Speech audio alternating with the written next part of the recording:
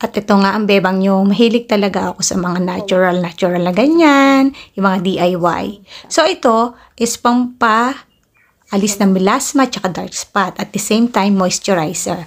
Kailangan lang natin ng olive oil, virgin olive oil, 1 cup. So yan ang portion niya. Tapos, ilagay natin sa bote, sa garapon, ika nga.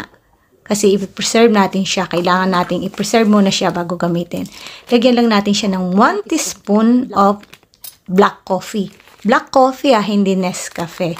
Yan ay yung, kumbaga sa Batangas ay yung galpong baga. Galpong. Yan. And then, ground cloves. Napakadaming benefits ng cloves. Ginagamit ko rin yung cloves. Pero hindi powder para sa buhok ko pampakapal.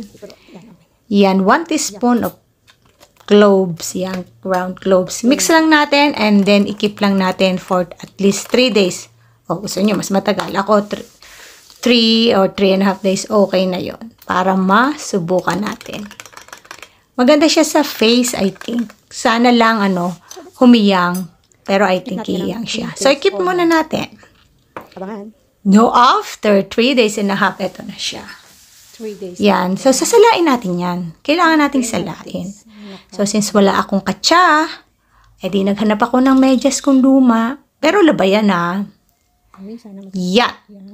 Hindi may iwasan na magkaroon ng residue. Pero okay lang yon kasi pwede namang hindi nyo salain nasa sa inyo. Kaya lang, syempre may mga ali-aligas-gas. Mas maganda yung at least sala-sala na maganda-ganda sa mukha natin. Hindi yung may mga residue na nasa mukha. O, sala-sala muna natin. So, napakaganda nito. At least, di ba, walang mga chemicals na nahalo. Tapos? All natural.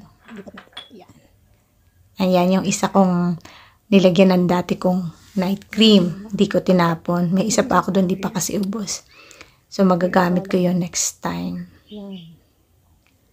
Hindi ata kakasya. Yan, ako, nakaka-excite naman ito. So, try nyo rin yung mga may melasma dyan. Ako, wala akong melasma. Gusto ko lang meron akong moisturizer. At pag humiyang ako, hindi na ako bibili ng pang night cream. Kasi parang maganda naman siya. Moisturizer na, tapos, nakakalis ng mga dark spot. So, why not? Why not subukan, diba? Walang masama. So, gawa na din kayo. Maliit lang yung puhunan yan. At safe pa kayo. So, yun lang mga kabebang. Meron na ako ngayong DIY moisturizer. Natural pa siya. Salamat! Hanggang sa muli! Happy na ang bebang. Nagawa niya na yung gusto niyang gawin dati pa. Bye!